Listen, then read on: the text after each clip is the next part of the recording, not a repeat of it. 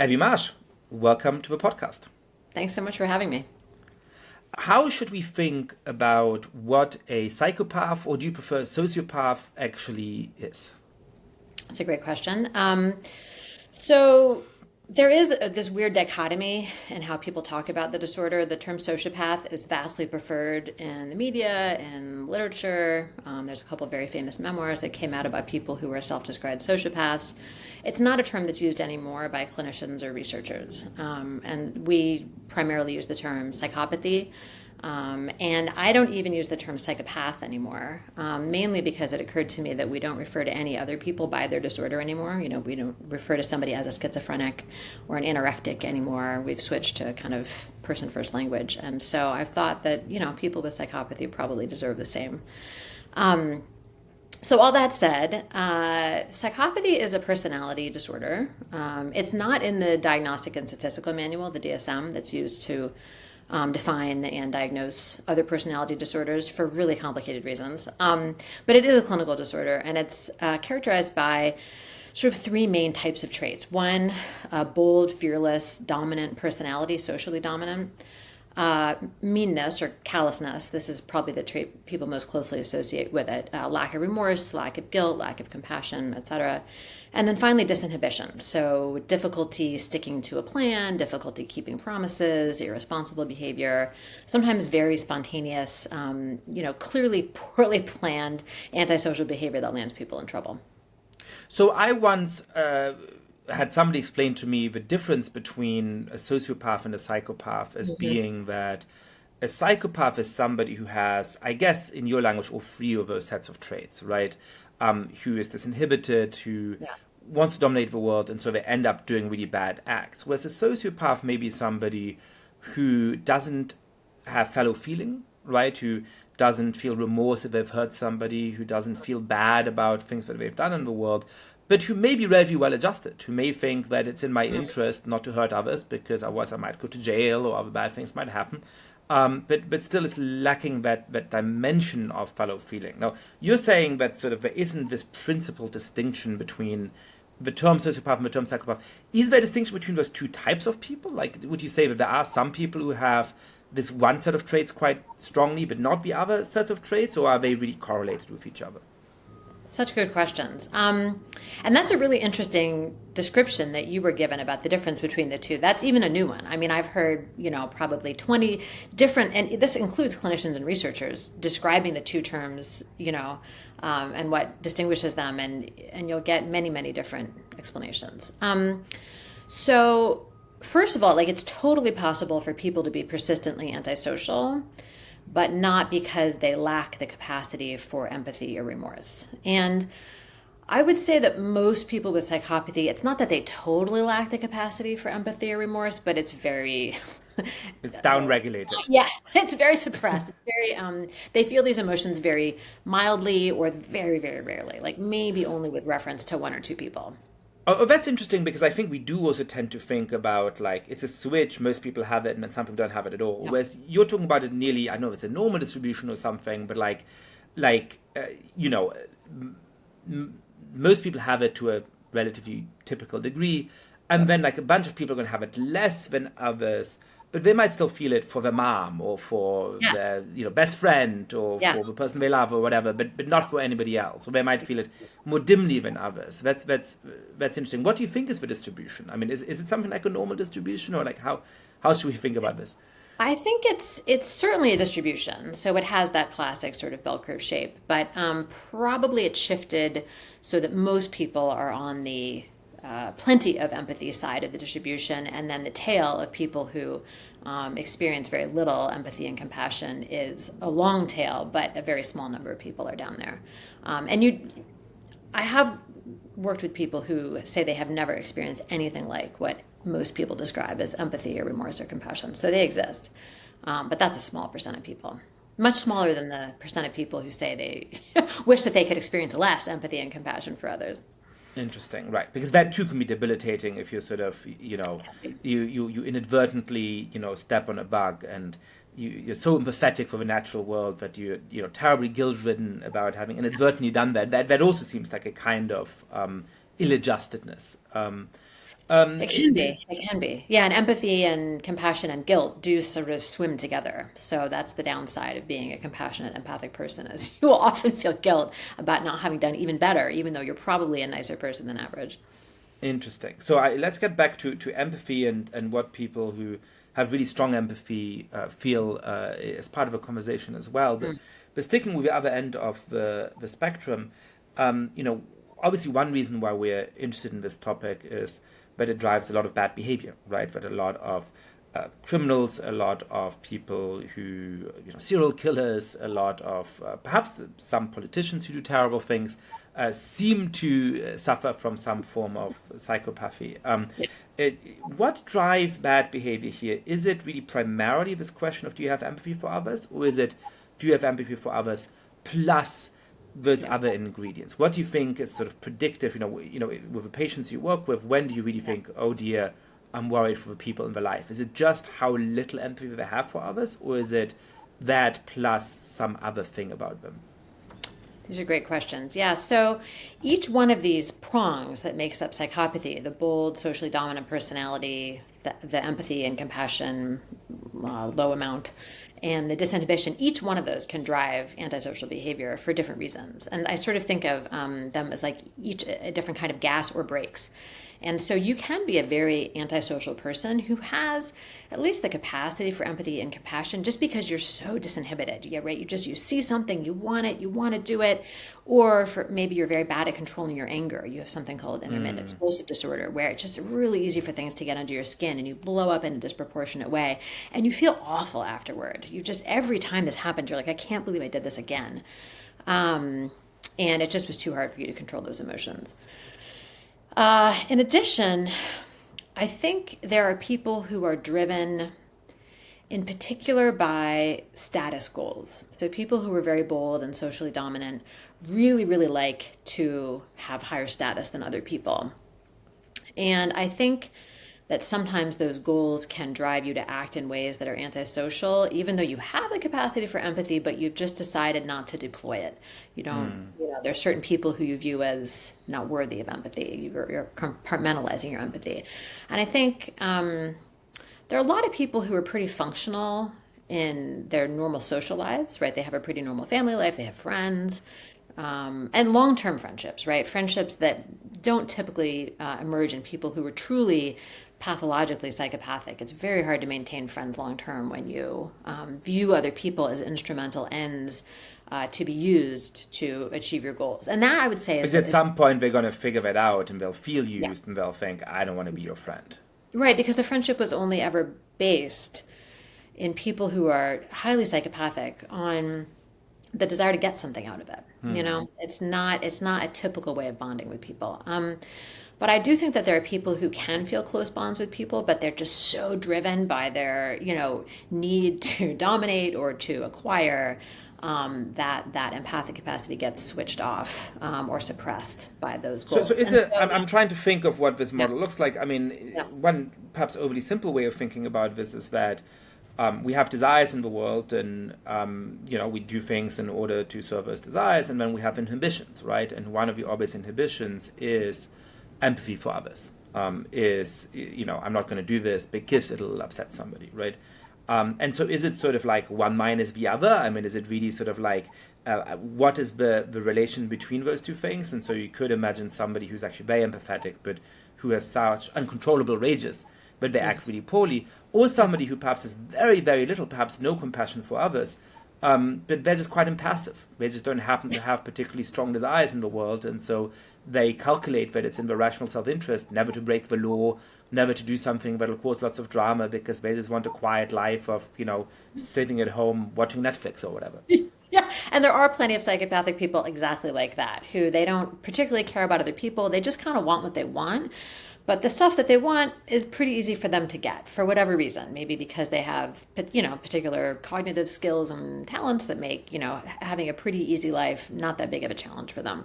I will say the other thing that makes psychopathy such a challenge is that the bold, dominant personality is associated with being fearless, and that means being unafraid of being punished. And so the other thing that keeps people who are psychopathic from, behaving in prosocial ways is that they don't fear the punishment that comes from behaving antisocially. And so it's very difficult to contain their behavior using threats of jail or other serious punishments. They just want what they want. And what is it that makes them unresponsive to that fear of punishment? Is it that they don't care, that if they end up in jail for 20 years, they're just as happy in jail as they would be somewhere else? Or is it that they don't have mechanisms of self-control, that they basically sort of fail the marshmallow test? I mean, how should we think about what drives that behavior? Well, many of them would definitely fail the marshmallow test, and that's true of people who end up in jail in general. And that's, even in typical jail or prison, only a minority of people would be considered clinically psychopathic. I mean, close to half, but not even most people. And disinhibition and just failure to control impulses, or difficulty sort of balancing risks and rewards, that's a major factor that puts people in detention. So that's definitely true of people with psychopathy too. But they don't like jail. It's not that they want to be there. It's that there does seem to be neurodevelopmental differences in them, such that very early in life, they just don't fear the punishment ahead of time. They don't like it when they get it, but they don't fear it ahead of time, and they don't do things to avoid the threat or the punishment, even if they won't like it when they get it. Well, you just mentioned a stat sort of by the by, which is striking. So you said close to half of people in prison, as far as we know, have those psychopathic traits. How does that relate to the general population? I mean, it's hugely disproportionate, right? Yeah. Yeah. Because psychopathy is a continuum, it's sort of hard to put a clear marker on exactly what proportion of the population, has psychopathy, because it kind of depends on where you decide to draw the clinical line. But most people estimate it's about 1 or 2% of the population has clinically significant levels of psychopathy. So that's in the general population. And then, of course, it is much higher in populations where people are doing enough antisocial things that they have ended up punished for it. Interesting. So it is, to the tune of 25x, 50x. More likely for somebody who's psychopathic to end up in jail. Do we know something about, again, I'm sure it'll depend on exactly where we draw the line, but what percentage of people with psychopathy will be imprisoned at some point in their lives? We don't know this. We don't know this at all. I mean, we do know, there's something called the Pareto principle or the 80-20 rule. For example, 20% of people are responsible for 80% of absenteeism in the workplace, for example. And that's true for all antisocial behavior. A small minority of the population is responsible for most antisocial acts. And when you look at, for example, violent crime, some people have estimated that maybe 1% of the population is responsible for 2/3 of all serious violent crime. And so we don't know the odds that any particular person with psychopathy will offend over their lifetime. It's definitely higher than the average person. So we did recently a big population study of psychopathy, and rates of offending were, twice as high to 10 times as high as the general population, depending on the specific antisocial behavior in question, with the most and this is a paper actually that's just about to come out, we found that the most common kinds of antisocial behavior that very high psychopathy people engage in terms of like what they're most likely to have done, is actually risky, reckless driving, driving under the influence, not obeying traffic laws, driving way too fast, etc. And, vast majority of highly psychopathic people have done that.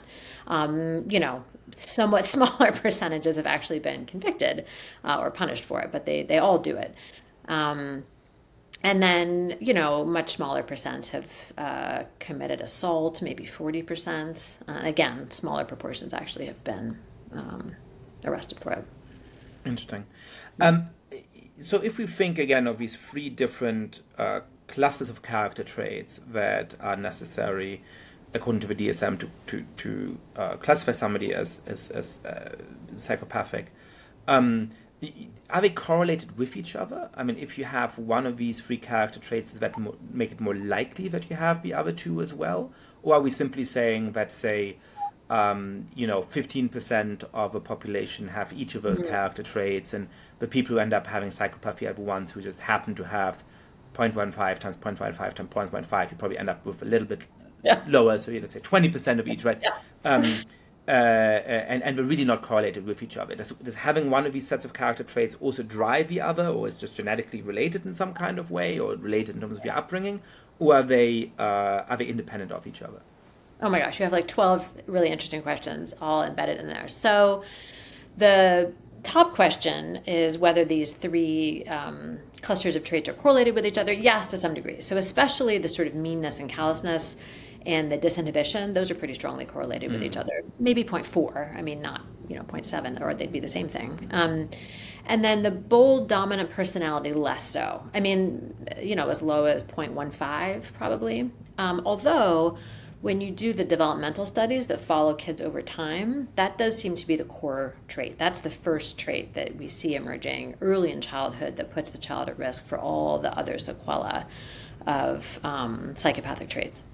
I'll also mention that this sort of triad of traits isn't in the DSM diagnosis that's closest to psychopathy, which is antisocial personality disorder. Which, why did they change the name? Why did they change the criteria when they put in the DSM? Who's to say? I mean, I'm sure you're aware of what a book created by committees the DSM is, and it has some flaws. So a lot of these traits are in there, but you won't find this exact triad of traits in the DSM, nor will you find the term psychopathy. Well, and I would venture, I know you'll agree, that a term invented by, I believe, a doctoral advisor, Steven Pinker, and of course a former guest on this podcast, has something to do with this, which is the euphemism treadmill. That yes. There's, if you find a term for something that has negative associations, then the term itself will start to be negatively charged over time, and then therefore people will say, well, there's something offensive about the term, so let's not go with it. And so even if, something like psychopathy or sociopathy were invented as relatively neutral terms, over time we obviously associated with the underlying behaviors, and so it comes to seem like a slow word, and so perhaps somebody in the committee said, we can't call people that, let's find a new term. Exactly. Yes. And Steven Pinker was on my dissertation committee, I should mention. He wasn't my advisor, but I really appreciated his fantastic advice then. And I really appreciate this term euphemism treadmill, which is a huge problem for psychopathy because it is an incredibly common disorder, and it's antisocial behavior. So, and I should again reinforce that the psychopathic traits that we see in adults are all almost without exception present in adolescence and childhood in people who develop psychopathy. And so, it's a disorder that occurs throughout the lifespan. And it's the most common reason that children are referred to psychiatric care in childhood is antisocial behavior problems. Not all of which is related to psychopathy, but a big chunk of it is. And yet there's like very little help for the affected kids and families out there. There's, so little in the way of resources or clinical training is devoted to helping clinicians help these kids. And then on top of that, the clinician and researcher community does the population of patients a double disservice by coming up with 8,000 terms that all mean more or less the same thing. So sociopathy was in part a remedy to the stigma that the term psychopath had acquired. Antisocial personality disorder, same thing. It's like, let's just try to get the stigma away from having a disorder that causes you to do really antisocial things all the time. And the reality is you're never going to take the stigma away from the disorder. Like, of course, if you do really antisocial things persistently, that's going to be stigmatized. There's no getting around it. The way we get rid of the stigma is by finding treatments for it so that people don't continue to perceive this as some sort of a bad seed moral disorder that's a permanent stain and we should just lock you up forever. That's how to get rid of the stigma. So you mentioned that one of the first things you can diagnose in children is this desire to dominate, and that's a predictor of the other character traits emerging. At what age in a child's development do we start to see warning signs? And how predictive are they? If you go and visit some relative of yours or, the child of some friend, and they have some concerning set of behaviors, at 3 years old, at 7 years old, at 10 years old, at what point can you say, hey, okay, I'm not a trained psychologist, but you know what, I'm really starting to be concerned here and I'm not just being crazy. Yeah. It's hard, right? Because the age 2 to 3 is statistically the most violent period of the lifespan because it's so typical for little kids to have terrible tantrums and be quite violent in some cases, biting and doing things that just don't happen later in life. So it is hard. But the thing that you're looking for in kids who are, 2 to 3 years old, which most parents of kids who develop psychopathic traits will say that's when they started noticing something was different, is, again, this fearless personality, which mostly manifests in the kid not seeming scared of things that other kids are scared of. Big dogs, the dark, sort of being alone, very high places, doing things that are just unusually risky, and that includes not being afraid. But some of those might be good traits, right? So I guess how do you know, like where does you want your kid to be happy-go-lucky and relatively fearless, and it's like, yeah, it's a big dog, but it's our friend's dog. We don't have to be worried about it. You're gonna be proud if your kid is like, hello, big doggy, right? What makes you where's the line between, I just have a kid that loves the world and hasn't ever had anything really bad happen to them, and so they just don't have a lot of fear, versus oh my god, perhaps I'm raising a little psychopath. Yeah. Well. And so this trait by itself is probably not enough to worry you. And I will say that being afraid of something and loving something are sort of two different axes, so that people who really love something will override their fear for it, even if they have a normal amount of fear. So Alex Honnold, the free solo climber, is a really famous example of this. He is not a fearless guy at all. And in fact, he talks about how terrified he was before giving his TED Talk. But people always assume he must be fearless because of these incredible climbs he does. But the reality is he just loves to climb. It gives him so much joy. He's so driven to do it that sort of overwhelms the sort of regular. It. Yeah, exactly. That's how I'm not a particularly fearless person at all, but that's how I am about dogs. Big dogs, small dogs, barking dogs, whatever. When I was a little kid, I would just throw myself at all of them. But it wasn't fearlessness. It was just love. And so you're looking for kind of fearlessness across the gamut, including when it comes to punishment. So, for many little kids, having mom or dad get mad at you when you've done something you shouldn't do is enough to make that behavior less and less likely going forward. And some kids might need a little bit more structured, reinforcement system, like the 1, 2, 3 magic system, which I highly recommend, which, results in... What is the 1, 2, 3 magic system? Oh, 1, 2, 3 Magic is a fantastic book about how to use principles of behavioral psychology to help kids manage their behavior in a way that doesn't involve arguing or yelling or harsh punishment. It's basically just behaviorism. And when a child does something disruptive that they shouldn't do, you count them. That's 1, the first time they do it. That's 2, the second time they do it. And on 3, they have a mandatory timeout. No talking, no arguing, no explaining. They just have to have a timeout. And kids hate timeout. It's very boring. And anyways, so rather than you don't shout at them, you don't get angry, you don't whatever, but I guess this is true in discussions of criminal law as well, when punishment is certain and when it is immediate, that's the most likely deterrent, and it's basically applying the same thing to kids. Don't shout at the kid, but make sure you punish the kid. Yes, it should be swift, it should be certain, it does not need to be harsh, it should be annoying. And I think punishment, I hate to say this, I don't want this to be some horrible quote that gets associated with me, but punishment has gotten a bad name, punishment is just any response that reduces the likelihood of that behavior in the future.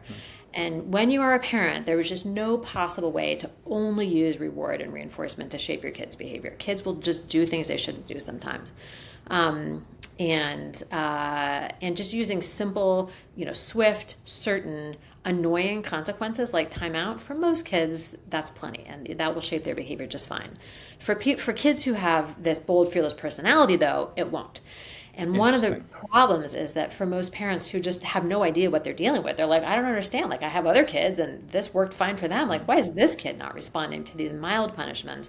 And unfortunately, then what happens is the kid starts, the parents will often ratchet up the punishments. They're like, the timeout didn't work. Well, now I'm going to lock you in your room. Oh, locking you in your room didn't work. Well, now I'm going to start screaming at you. Maybe I'm going to even use physical punishment. And the problem is if the kid doesn't fear the punishment in advance, none of it's going to work. And so now what happens is you've got a kid who's fairly fearless and thinks that everybody around them is a jerk, right? They're being treated so unfairly. They're being treated totally different than the other kids around them, including their siblings. And the reason is because their behavior is different, but a little kid isn't going to put that together. And so this is the developmental cycle that it leads to, is the fearless temperament, which sometimes is coupled with kind of low sort of affiliative desires. And we don't know if those two things are intrinsically linked or if you just have them both, that's extra bad. And low affiliative desire just means they're not seeking out friendship, they don't get bonded to their parents, or they don't seem to find affection as rewarding as other people. And so what parents unfortunately sometimes do is they try to be respectful of the child and dial back on the affection. Not as many hugs, try to, give them their space. You don't snuggle with them because they don't seem to like it as much. And that's the exact opposite of what you should do, right? Kids don't always know what they need. And the problem is that kids who are not that sensitive to affection actually need extra of it. I mean, you don't want to lock them into bear hugs while they struggle, but big warmth, big smiles, lots of affectionate touches, because that's what it takes to get through to them. Anyway, so just to go back to how to sort of, you're facing this 3-year-old and you're trying to figure out, is the 3-year-old just an asshole like many 3-year-olds are assholes, or is it a special asshole? I mean, one thing that I've, observed with kids, friends and family members, etc., is that, kids at that age, terrible twos, they'll behave in horrible ways. I mean, they'll bite their parents and whatever. They will afterwards feel obvious remorse. Right, like they'll look crestfallen that they'll hurt mommy or daddy, and they'll, and they'll be obviously hurt by the punishment, and you'll see that they're sort of like, what did I do, right? Is it the absence? I mean, is the absence of that a pretty reliable indicator at that age? Is that something that even at that young age you can sort of observe, or is that not a kind of key thing to look out for? I mean, I would say it's a slightly less reliable indicator because, unfortunately, that is something you also might see in a child with autistic traits, that you might not see quite as much of that attention to other people's sadness or anxiety or stress. But if you couple that fearless personality with that sort of lack of seeming to care, if you've hurt somebody, it's very normal for a 2 or 3-year-old who 1 minute is just a screaming terror. If mom starts crying or if mom seems really sad, they'll be like, "Oh, mommy, are you okay?" And and try, and not in the middle of a tantrum necessarily, but most of the time you should be seeing 3 minutes later. Yeah. And what that means is that the child is coming to intrinsically value other people's welfare. And that's a normal human trait that should develop. Like when other people the people that you love are doing well, that should bring you joy automatically. And when they're in distress, that should bring you distress automatically. And so children need to develop that. And kids with psychopathy don't have that. Other people's welfare just doesn't have intrinsic value to them. And that's a big... And so you're starting to speak a little bit about, some parents understandably step back from expressing affection for kids who don't seem to value affection in the same way, but that's the wrong thing to do. How much agency is there? I mean, if by the age of 2 or 3 you realize there's something wrong and you do everything right, you take the kids to a specialist, or to whatever doctor first and a specialist, and they're diagnosed with, this kid is in danger of developing psychopathy, or, they may have inclination towards that. What can you do, and how much of a difference is that going to make? I mean, if kids just are born without that sense of empathy for others, is that something that you can give them through treatments and therapy and the right behavioralism, or is the best you can hope for just to manage that condition in such a way that hopefully the outcomes aren't as terrible as they often turn out to be? Yeah, that's a great question. So it is definitely treatable. I mean, you're not going to bring a kid's personality from one end of the spectrum to the other. So if you're a parent of a child who's 3, 4, 5 years old and you're noticing punishment just doesn't seem to do anything to my kids' behavior. When I punish them consistently, swiftly, and, ideally not too harshly for their behavior, they don't seem to care. They don't seem that affectionate. They're misbehaving a lot more than their peers. They're lying more often than usual. They might be starting to steal things. What do I do? Most people start out taking their kid to a pediatrician. It's likely the pediatrician will have no clue what's going on. They have not been trained to assess behavior problems in children. But hopefully they'll assess. Helpful. Yeah. It's something. So I co-founded an organization called the Society for the Prevention of Disorders of Aggression to try to work on some of these problems, but the problems are big. So in any case, so hopefully they'll recommend a child psychologist or social worker to assess the child next. They may or may not know how to assess these problems in kids.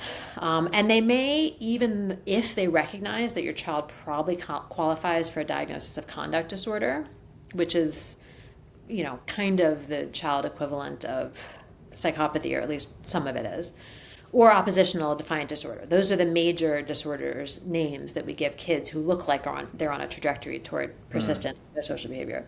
They may deliberately give you a different diagnosis anyways. Deliberately, because there's fear of stigma. There's fear that the family will reject these diagnoses. There's a misperception, even among many clinicians, that they're untreatable. And so we just want to give them a diagnosis like autism, because so many resources will come your way if you have that diagnosis. Maybe we'll just give them ADHD, and because that's kind of a light definition and it's not quite so offensive. Or maybe even depression. Maybe we'll decide that the reason that this kid seems sort of cold and unemotional is because they're depressed. So it's really common that parents get a wrong diagnosis. And then even if you do get a right diagnosis, the odds of finding somebody who is trained to use one of the kinds of therapy that works is not that high. However, there is therapy that works. With my favorite example being, it's called PCIT, Parent-Child Interaction Therapy. And it's basically therapy where the parents are trained in how to use techniques that will bring out the best in the child, that will over time eliminate their antisocial behavior, show the kid tons of warmth, like more warmth than you think you need to show them, to develop a bond between you and the child, so they actually care about you and they care what you want and they care what you think. And without going into too much detail, what kind of behaviors are that? What can you do as a parent? So you're saying, and one thing is just to show even more warmth to your kid. I mean, most parents give a lot of warmth to most of the kids, right? But somehow even do. It's interesting. Parents, I'm sure you're familiar with the pop psych book about love languages, which I think there's a nice little kernel of truth there. I think sometimes parents fail to realize that the way they're showing their children love is not as interpretable to the child as they might think. So, for example, taking your kid to swim lessons and piano lessons and doctor's appointments and PTA stuff, like that's all love, right? That is very much acts of love. service. Yeah. It doesn't feel like it to the kid. Like being taken to the doctor does not feel like love, right? Making sure that their clothes are clean and that they've had breakfast and they get out the door on time. Like those are all things that loving parents do. But to a kid, it just feels like being harassed and nagged. And so one of the things that PCIT entails, and a lot of many good behavioral therapy programs that involve, is something called floor time, where you set aside 5 to 10 minutes every day with your child to engage in behaviors that just show that you care about your child, that you like them, that you approve of them, and that you feel positively about them. And so they involve things like, while your child is playing on the floor, kind of imitating what they're doing, playing alongside them, narrating what they're doing, sort of positively commenting on what they're doing. And it feels like so simple and dumb, but like in reality, what that is a moment in your life where you're not nagging your child, you're not hustling them from one thing to another, you're not telling them what to do, you're not asking them questions, which I think a lot of parents interpret as a sign of care, which it is, but often to a child just being endlessly peppered with questions. What did you do in school today? What did you have for lunch? Who did you sit next to? It kind of feels like an interrogation. And so wartime is this like kind of isolated time where you're just showing approval and kind of positive regard. And it's amazing how much just 10 minutes of that a day will do. I mean, just like a 7-minute workout doesn't seem like it should be enough to improve health, but it really does. 10-minute floor time can do wonders for a child. So that's the sort of baseline that you do. And then there's a whole separate set of behaviors that parents engage in that help their child learn to avoid bad behaviors and adopt good ones. Through reinforcement, basically. Interesting. And so, let's say in the best case, you can take a kid that has a tendency towards psychopathy and avert the worst kinds of outcomes. Tell us about how the life of a kid like that is likely to go. And then perhaps tell us about what happens if you don't intervene in that kind of way, and how the problems of misbehaving when you're 3 years old turn to the problems of misbehaving when you're 13 or 23. Yeah. So I will say that parents of kids with these problems are blamed and shamed pretty routinely for their kid having this callous, remorseless personality. And it sometimes doesn't help to say, oh, the solution is parenting management training, which just reinforces the idea that you must be a really bad parent. And that's, it's not true. In general, the kids who develop these traits, who are raised by parents who get them into some kind of therapy, or sometimes just figure out a way to manage their behavior, they'll end up with kids who are not going to be the warmest, most cuddly people in the world, but usually have learned good habits and strategies to get what they want that don't involve, overtly breaking rules or hurting other people. So, they may end up in professions that attract very extroverted people that are maybe sort of high risk, high reward, and offer a lot of status. And so there's at least some evidence that, jobs in kind of finance and banking might attract a little bit higher proportion of people with psychopathy than, for example, teaching, or, just to name some other quite different job. This is one of the questions that my producer Leo tasked me with asking, which is that there's this stereotype in the culture that certain kinds of very successful people may be more likely to be having traits of psychopathy, whether that's banking or surgeons or CEOs, or is there something to that perhaps having psychopathic traits makes you less likely to be successful, but that among some subsection of highly successful people the share of psychopaths is higher? Politics? So my sense is that there's not a ton of great data on this. There's at least one very good study that found that among kind of executive level people in the business world, the proportion of people estimated to have clinically significant psychopathy, so that top 1 or 2%, is about 4%. So double the regular population, maybe 4 times the regular population, but that's also 96% of them who do not have clinical psychopathy. Now, they do have and that's the among the prison population, you said it's close to 50%, and among these people it's 4%. So a little bit elevated, but not enough to look at your cousin who's a CEO and say, you're probably a psychopath, that's why you're a CEO. No, right, exactly. So, look, people who go into high risk, high reward professions, could include surgery, could include politics, could include business, are more likely to be men for various reasons. And men do score a little higher in psychopathy than women on average. There are, definitely more men than women at the very high end, and a lot more women than men at the very low end. But the average psychopathy scores of men and women are actually not that different. So, professions that attract more men will have a little higher level of psychopathy just because they have more men. So, but even if you covary that, there's probably a little bit there. But a lot of those professions attract people who are high in that boldness trait that's characteristic of psychopathy, boldness, socially dominant. But that is sometimes called the sort of adaptive arm of psychopathy, or the adaptive feature of psychopathy, that may help explain why some level of these traits, persist in the population. Right, risk-taking, bold, fearless, of course. I don't know, somebody who's a rock star who performs in front of 50,000 people is going to be a little bit more fearless than the average person.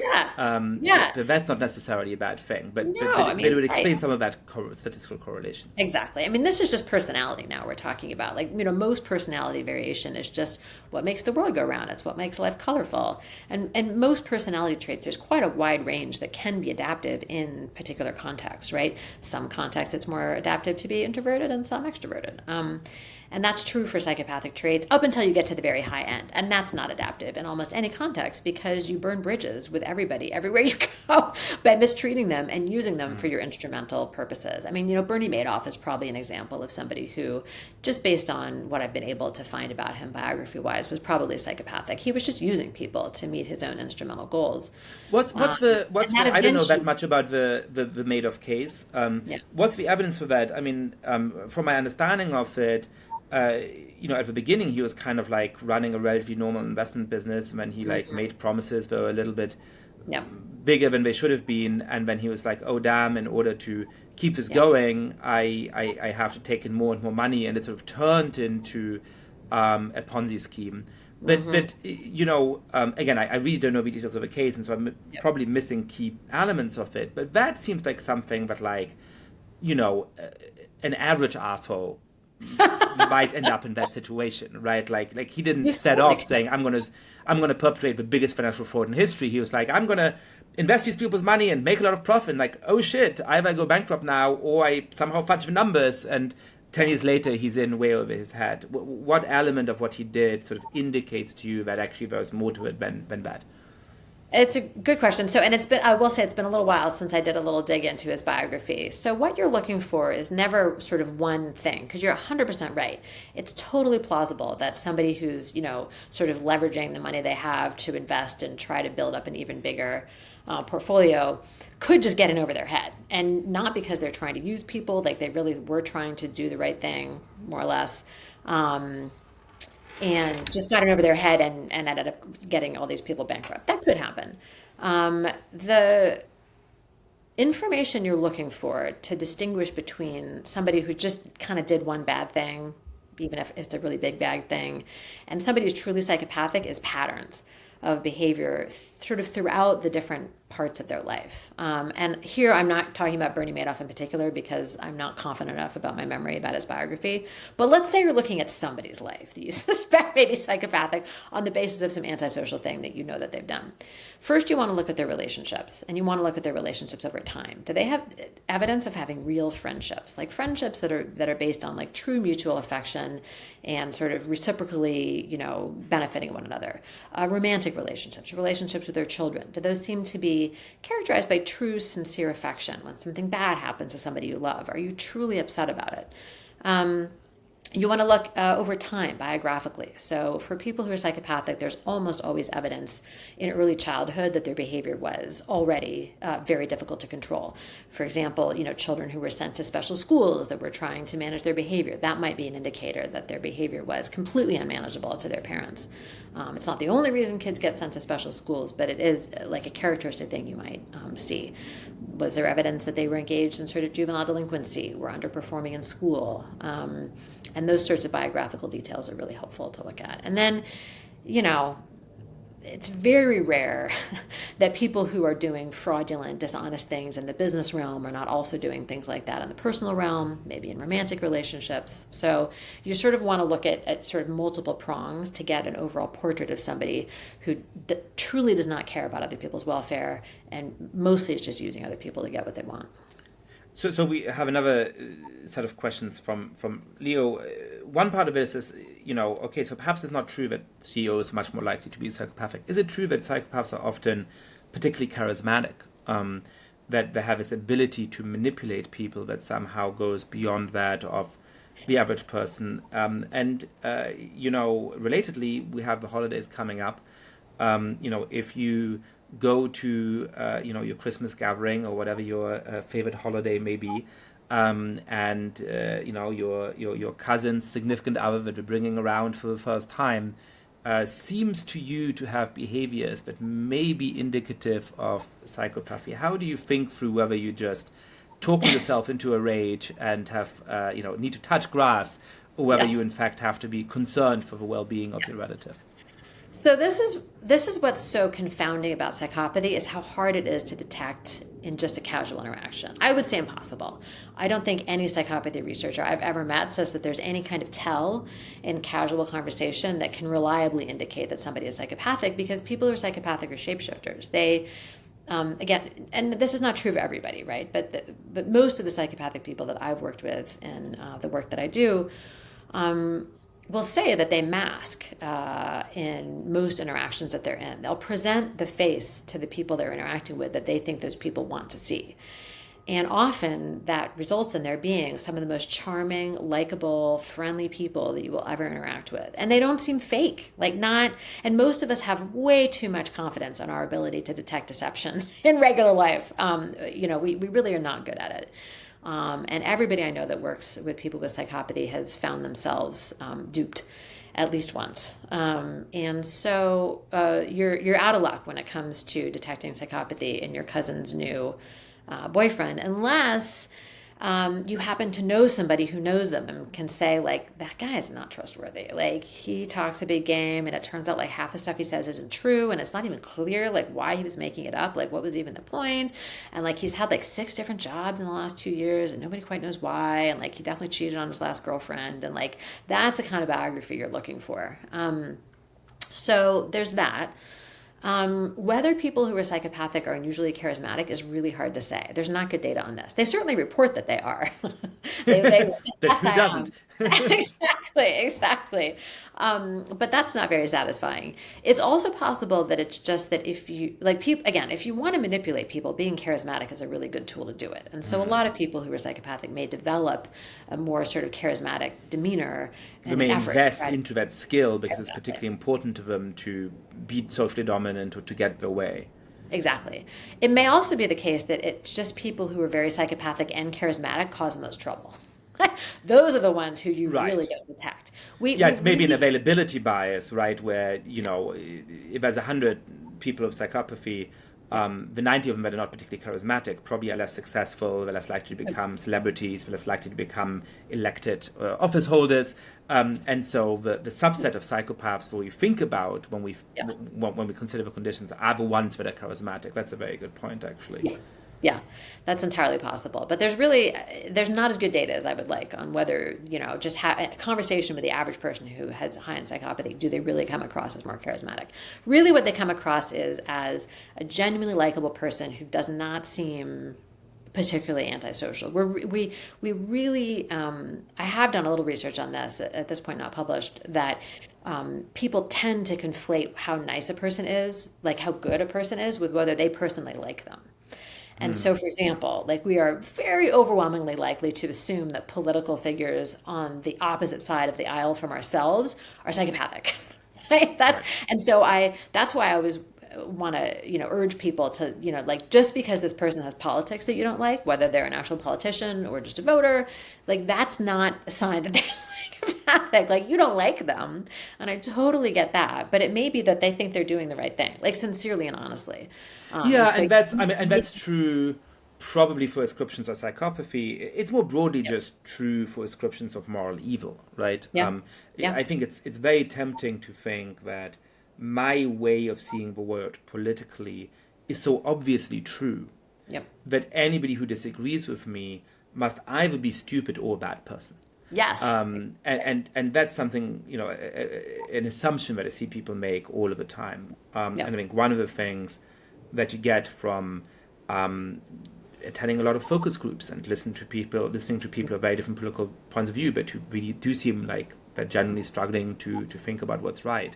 Or in a very different way, one of the things that I think you get from reading the most brilliant political thinkers of the past who lived in very different moments and therefore also had very different political assumptions and very different values is that there are a lot of well-intentioned, very smart people who have views that are very different from those that I happen to have. And I think that's really the core to beginning to have any kind of productive form of politics. Exactly. Yeah, no, people can do things that you dislike, have beliefs that you dislike, and be a sincerely well-intentioned person who is trying to be moral and is being moral according to what they view as moral. And I think that is really important when trying to explain to people what psychopathy is and isn't.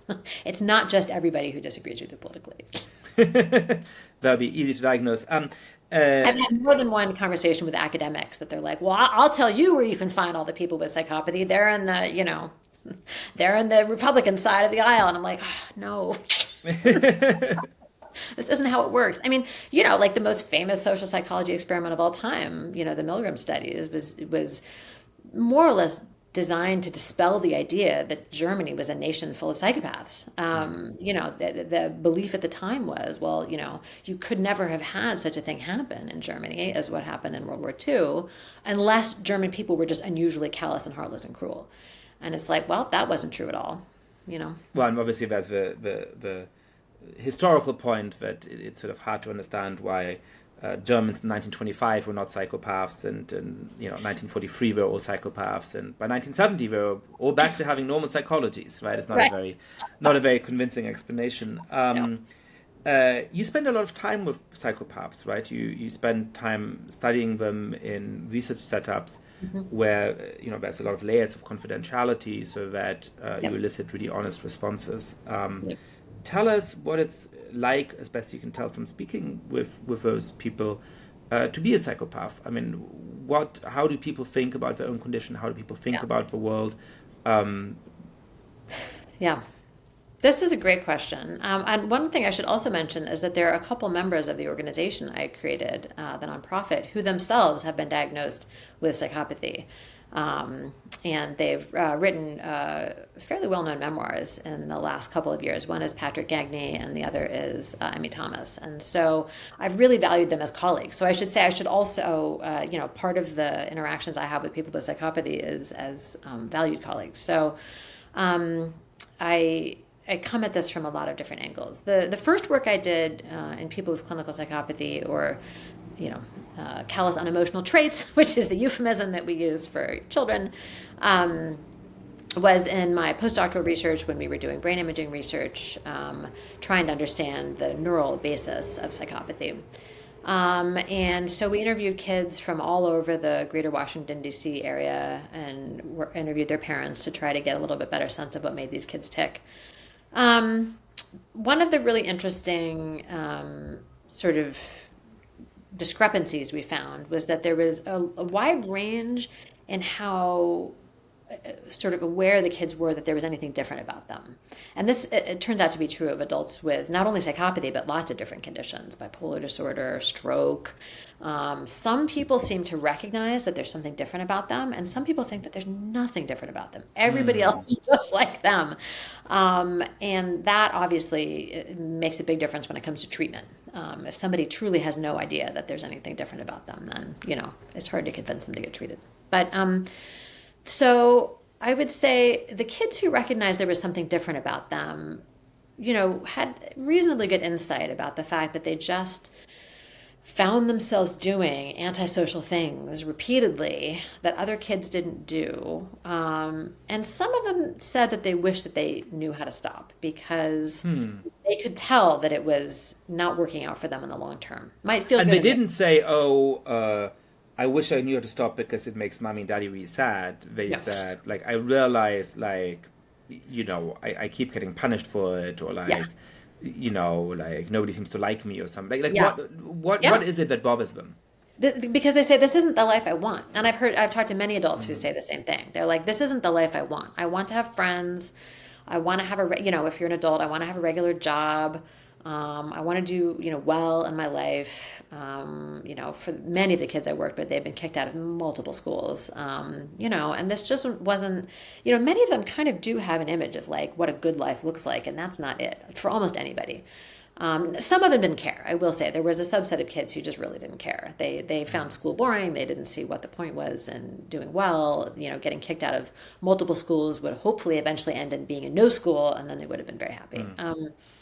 But I would say people who are psychopathic and in their teens or 20s are the least likely to appreciate that they're the source of their own problems and want to change. But as time goes on, I would say it's more common for people to be like, yeah, I'm the problem, it's me, to paraphrase Taylor Swift. And to have some inkling that they could learn how to do better. Some of them actually do learn how to do better. At least some of the people that I've talked to, out of a desire to not lose a romantic partner that they realize has been a really lucky outcome for them, to have a really good, kind romantic partner. I've talked to a couple men who say, I was a way worse person before I started dating this woman. I don't want to lose her. I just tried to act like a nice person for a year and a half, and then it sort of started to click, and I sort of started to want to be a nice person. And so it's almost like they gave themselves therapy, because that's exactly what a therapist would tell you to do. You just need to start acting like a nice person. Do the things a nice person would do, learn how rewarding and sort of beneficial that is, and eventually it will become habit. And when they succeed at that, I mean, do they now genuinely love their partner, and they genuinely have remorse when they act in ways that upset their partner? Or is it just that they've kind of, in a way that perhaps Aristotle would have said that, once it becomes a habit to act in a certain kind of way, it becomes an automatism. And we've just gotten out of the habit of acting in ways that are going to upset or hurt the partner. But really deep down, when the partner's upset, it still doesn't do, the wrenching feeling that you and I have when we've done something to make somebody sad. I've talked to people for whom both are true. So, or some, or one been and some are in the other. So I have talked to people who said that the only time in their life they've ever felt something that approached love, where like something bad happening to this person made them feel very emotional, and they felt like bad about it in a way they'd never felt about anybody else. And so I think there's some people with psychopathy for whom there is some lingering latent capacity to experience something akin to real love. It's just, it takes a lot. That person has to be really, really nice, and a really kind, affectionate partner. And then other people for whom it never really approached what I would call love, but there was sort of mutual understanding and reciprocity in the relationship, where it was a stable relationship where both people were glad that they were in it. And this person was just motivated to like kind of keep up their end of the bargain. Something like loyalty. So I've talked to people who are psychopathic who will say like over time they learn to feel something like loyalty, even if not love in a more emotional way. And so, are these people the norm? It's hard to say, maybe not. But I think that they do give some cause for optimism about what's possible.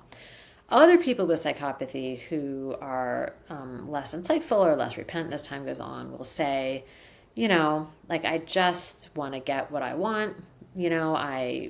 All of my relationships with people are aimed at getting what I want and figuring out what they want from me. And then, I give them what they want as to the limited degree that I have to try to get, what I need. And I don't really like my job. I don't really like people. Like I maybe take a lot of drugs to feel something, to feel some sense of enjoyment, or maybe engage in risky behavior like reckless driving to feel something. But like, this is kind of a crappy life but this is just the way I am.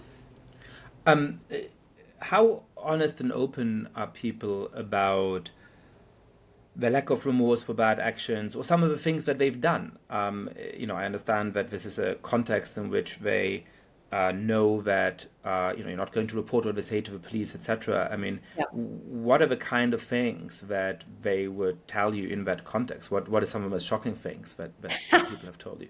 Well, I can't tell the details, unfortunately. Pretty shocking things. I've been pretty shaken by some of the things I've heard in conversations. I wish I could tell the details, but I can't. The research that we do is protected by what's called a certificate of confidentiality from the NIH that protects us from, even having to reveal what we're told under subpoena, because we would never be able to do this research if the people that we work with thought that we were, going to reveal what they've told us. And I will say. And you never attempted to send in a phone call to a tip line for, some... Well, we're mandatory reporters if they tell us about something they're going to do, right? If they're planning on hurting somebody else or themselves, or if there's any indicator of child or elder abuse, we do have to report that. But we tell them that. We're like, look, if you tell us anything about these kinds of items, we're mandatory reporters, just like, lots of professionals are. But if it's something they did in the past, like we would never be able to do this kind of research if we couldn't guarantee. And so let's say that they've, confessed to, terrible crimes in this kind of context. Would they sound like do they tell that to you? Like I will tell you, oh yeah, today for lunch I went to a Japanese restaurant, or what's the what's the tone? What's the... Just sort of casual, I would say, is the best way to describe it. Yes, this is something that I've done because, and there's always a reason, one of the things that people with psychopathy are very good at doing is externalizing blame, so it wasn't, I did it because this person really pissed me off or something. Yeah, they put me in this position. The classic line of abusive partners in domestic settings, right? Is, well, they made me do it. They pushed me to it, and that, and you didn't do the washing up, so I have no, yeah. And domestic violence is something that, people with psychopathy are much more prone to. Yeah, and it's never your fault if you're psychopathic. Everything is somebody else's fault. And so you will get explanations like that a lot. It's like, well, I was, they put me in this position. They told me that they were going to tell on me. And so I had to do what I had to do. I've even, worked with people who explain what they do through a sort of moral framework that they have created, where a good person, will only physically hurt people who do racist things. And so I'll only hurt people who say or do things that are racist. And, it's an interesting moral framework because it does sort of channel their antisocial impulses in ways that, in their framework are relatively pro-social. That's interesting. I mean, there's some research that I've seen, I don't know how you feel about it, that people with dark triad personality disorder are attracted to political extremes because, and I took the explanation to be the other way around, because those are cover for or an excuse for engaging in these kind of behaviors, right? You're sort of saying, look, I have a desire to act in incredibly cruel ways. I'm going to find a political cause that gives me an excuse for saying, actually, most Americans are terrible human beings, and so I can engage in wanton cruelty online, for example, participate in cancellation campaigns or other kinds of things. And it's a way for me to live out this desire within a kind of socially sanctioned sphere. Yeah, absolutely. I think that makes perfect sense. I haven't talked about politics too much with most of the participants that we brought through, but I think that fits with all of the things that we know. Certainly we know that people who are very antisocial online are much more likely to have psychopathic personality traits. It's not like, you become a different person when you go online, although that would have been a reasonable hypothesis, but it seems now that people's online behavior is a reflection of their real personality, even if they put on a more pro-social front in in-person settings than they put under the cloak of anonymity online. So, I know that you also are interested in altruism, and we've talked about it a little bit earlier in the conversation. It strikes me from what we've talked about so far that perhaps the problem of altruism is somewhat ill-posed in philosophy and perhaps even in biology, which is to say that the basic paradox of altruism is, why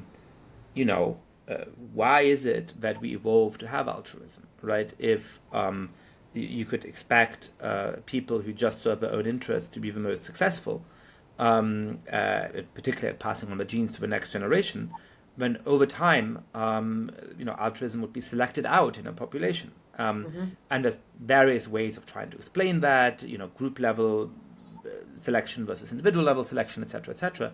But it strikes me that what you're describing is that if you have somebody who is not altruistic at all, who has no kind of sense of care for others, the life outcomes end up being really poor. Yeah. And so perhaps actually some amount of altruism is necessary for success, which Absolutely. seems paradoxical, but would give a sort of rather more straightforward explanation to why altruism has evolved as a human trait. Absolutely. I think that's a really good way of putting it. So, to me, one of the strongest arguments for the idea that humans, on average, have the capacity for altruism is the existence of psychopathy, right? Because psychopathy is really, fundamentally boils down to not caring about other people's welfare for its own sake, right? That is the trait. So one way, right? So one way of being skeptical about the existence of altruism is to say, well, people seem like they care about others all the time. Yeah. But because you can get things out of seeming like you care for others all the time, actually, perhaps deep down, we really aren't. Obviously, you can make the same argument about pets, right? Like your dog seems like he loves you, but he just realizes this is a smart way of getting food and actually doesn't give a shit about you, right? And what you're saying is, well, that was what everybody was like, but everybody would suffer from psychopathy, right? That's right. But clearly, there'd be no such see thing the as psychopathy. population That's with just everybody. Interesting. Huh. Yeah, exactly. I will say that sort of a cynical, untrusting personality tends to go along with being relatively untrustworthy and callous yourself. And so when I talk about my research with altruism in sort of general audience settings and people ask questions that reveal fundamental disbelief in the possibility that people could be altruistic, I usually give an answer along the lines of, like, this question doesn't say much about what people are like as a whole. There clearly is a spectrum of altruistic capacities in people, but your question has told me a lot about you. And you say that? Every so often, if they really push me, because some people really are very cynical about whether it's possible for people to genuinely care about other people. And again, many of those people just don't have that experience themselves. They just don't really care about other people. They don't. And some of them, may live lives that are ordinary enough or prosocial enough that it hasn't occurred to them that there's something really unusual about them. They just think they're like everybody else. We're all like this to some degree. Wait, so if anybody in the audience now thinks, oh my God, I'm skeptical about altruism, am I a psychopath? Like, how can people self-test whether Yes. they are or not? Yes, you can go to my organization's website, disordersofAggression.org, and there's a link you can click on for some screeners for psychopathy. Totally anonymous. So what kind of screeners, what kind of questions do you ask? So the psychopathy screener we have for adults is called the TRI-PM, the Triarchic Psychopathy Measure, and it assesses those 3 bins of traits that we've asked about before. They're questions along the lines of, I have the ability not to let my emotions dictate my behavior. I like to do risky and dangerous things for fun. I'm more competent and capable than the average person. It's questions that really just get at all the traits that we've been talking about. Interesting. I realize, the pull of psychopathy is such, we've gone away again from altruism. One obvious question to ask about both of these traits is it nature or is it nurture? Is there just something in the constellation of the particular genes that a child has that makes them just far more likely to be, displaying these psychopathic traits, or on the other hand, perhaps to be, an altruist, somebody who's particularly altruistic, or is it something about, the early childhood environment, etc., that triggers this in some kind of way? Yeah, it's a great question. I would say the best estimates are that about half of the variation in these personality traits is genetic. So, which is true for most personality traits. The estimates always end up about there. About half the variation is genetic factors, and about half is environmental factors, although not in a simple way, as like shared environment. So the, socioeconomic status of your family and what kind of school you went to and, did your mom work? None of these things are terribly predictive of life outcomes in general, mostly because different kids respond differently to the same environmental variable. They don't affect every kid the same way, and so you can't make simple predictions. But there's a very strong genetic component to psychopathy, which I think is, hopefully relief to parents of kids who have these traits, that it's not like you cause the kid to have these traits. But because there's a big non-genetic component, it means there is the capacity for environmental variables to help treat them. So, that's the good and the bad. Yeah, but I was thinking about this because I think sometimes this idea of genetic traits seems harsh or mean or something like that. But in a sense, it is not, right? Yep. Precisely because if we said that this is all about upbringing, etc., then, if somebody has psychopathy, it's probably that, the mom wasn't loving enough or whatever sexist tropes you can immediately bring out. Whereas if there's this very strong genetic component, and it's obviously, I imagine, a polygenic trait, so it's a polygenetic trait, so it's not one where it's just like you have the one thing that's passed down because of this gene, you're a psychopath. It's that, there's a combination of many, many genes, and some of those combinations are more likely to result in these kind of traits. Yeah. So you can have one sibling that doesn't have any inclination towards that at all, and another sibling that does by random combination of genes. In a sense, that is a less harsh view of the world, or at least a less harsh view of the responsibility of parents. I completely agree. No, I think parents give themselves more credit and blame than I think they deserve. Children are agents of their upbringing in a way that I don't think is often clear in parenting books. Children elicit parenting from parents. They're not just passive receptacles of things that are done to them. And children are also fairly robust. This is not an invitation for people to treat their children harshly, absolutely. But your child will be attracted to certain kinds of outcomes, and they will want certain kinds of behavior from parents in ways that shape you in this sort of complicated dance. And your job as a parent is not to like shape your child to turn out some particular way. There's the analogy of the gardener and the carpenter by the psychologist Alison Gopnik that I really like. Parents think of themselves as carpenters too often, like that they're trying to like build a chair, and if they do this, then they do that, then the chair will like have a nice sturdy frame and strong back. And it's like, that's no, throw away the wood. You are a gardener. Like your child is a seed that could be a geranium seed or a marigold seed or a zinnia seed, and like you have no idea what they're going to be. And your job is just to try to help foster and like let that seed grow as best you can. But like they're going to turn out the way they're going to turn out to some degree because genetics are pretty powerful. That's a lovely analogy. Yeah, I mean, I have a dear friend who's an avid listener to this podcast, who studied sociology and used to quite ideologically believe that most outcomes are due to culture and social factors and other kinds of things. And now, as she has children, she told me recently, you know what, I was wrong. Like, kids just come out one way or the other. And obviously, bringing them up in the right way, nurturing them and all of those things is really important. But they're just different from each other. And it's not because, you treat one way or the other way. What do you do if you suspect that somebody in your life is a psychopath? And it's not just based on one meeting over the Christmas dinner table. It's based on the pattern of behavior towards you and other people in your friend group, or you have other kinds of stories about them. I mean, unless they have the kind of remarkable levels of insight and self-work that some of your colleagues in your organization and so on have, should you just cut them out of your life? What do you do when you suspect that? Do you just send them to your questionnaire and look over the shoulder as they fill it out? Like, what do you do? Well, it really depends. First of all, if the reason you suspect they're psychopathic is because you are in danger of them, like they're an abusive partner or an abusive family member, certainly the most important thing is to just make sure that you're safe and don't assume that this person is going to change in any fundamental way. And in fact, if they, there is some subset of people who are psychopathic who are also sadistic. So it's not that they don't care about other people's pain. They actively enjoy causing other people pain or suffering. And if that's the case, you really need to just protect yourself from them.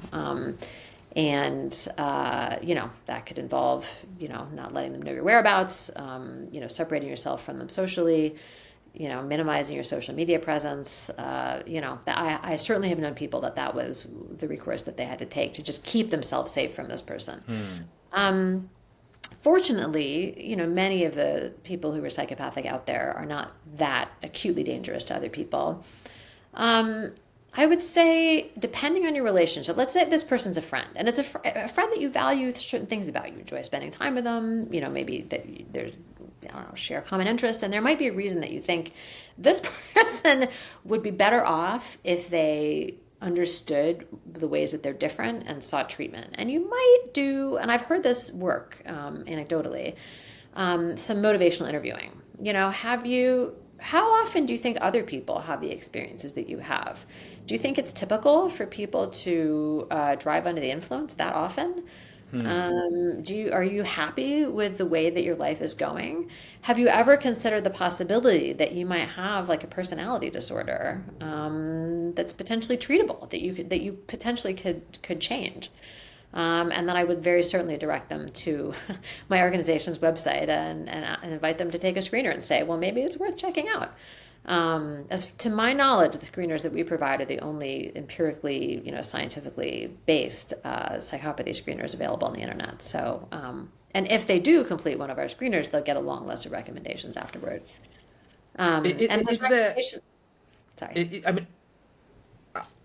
I find it hard to imagine somebody taking a screener like that and not having some instinct to try and mask the fact that they have these psychopathic instincts. But perhaps, in fact, people who have psychopathic instincts don't really care about the judgment of others in that kind of way. And so therefore, they're more likely to fill them out. I mean, if I was speaking to a doctor and I thought, for whatever reason, I'm in this strange situation where they seem to suspect them as psychopath, I'd be like, I really don't want them to think that, but perhaps that's not true of people who actually are psychopaths. So, I mean, how do you validate that, people are answering these questions in a sufficiently honest way that they work. I mean, I will say certainly you could answer them in a dishonest way. There's nothing to stop you. Normally, we find that people who have these traits don't think of them as a bad thing. So one of the historic difficulties with getting people with psychopathy to get treatment is that they think they're pretty great already. Psychopathy and narcissism are fairly closely correlated. And we know that people who have narcissistic personality don't have any trouble saying that they're narcissistic. They don't think there's anything wrong with being narcissistic because they're narcissistic, but they fully recognize it about themselves. And so people with psychopathy, if you ask them how they feel about themselves, like, how do you feel about who you are? Often say great. I don't necessarily like the way my life is going at the moment, but I feel good about myself. I'm a great person. It's just life is being unfair to me. Exactly. I mean, the kids I used to interview, we would ask them, like how you feel about yourself on a scale of 1 to 10, and a typical American kid will usually say 7 or 8. And the kids with psychopathy who'd been kicked out of multiple schools, they didn't have any friends, their parents were terrified of them, they'd been to jail, they're giving us answers like 10, 11, 20. They just like, okay, great. I mean, I feel really happy Positive for you. Psychology. Exactly. Right. And this, of course, gives the lie to the idea that, high self-esteem is the cure to all ills. Obviously, that's not true. We know that that's not true. So in an antagonistic setting, right, if I was assessing psychopathy in somebody because I was making a parole decision about them, right, in a prison, obviously they would not be, counted on to give me the honest answer about how much remorse they felt about things that they had done. That would be impossible. But in a setting where you're just trying to find out information about yourself, we think that most people are trying to answer these questions honestly because they're just trying to learn about themselves. And in my experience, all the people that we've worked with psychopathy find this a very interesting experience. They're just interested to sort of find out what they're like and, get a professional assessment of how they rank relative to other people, just like anybody else filling out. Learn more about their 20 out of 10 personality. Yeah. And the nice thing about these screeners is that they sort of frame many psychopathic traits as strengths. I have the ability not to let my emotions control me. I'm an unusually likable and charismatic person, those sorts of things. And so they're not painting these traits as necessarily flaws and bad things to have, even though objectively maybe they're not the best. Well, we'll put a link to the survey in the show notes. So if you do find some way of tricking the new boyfriend of your cousin you meet at Christmas dinner into taking that test in an honest way, you know where to turn. Abby Marsh, thank you so much for coming on the podcast. It's been a huge pleasure. Thanks so much for having me.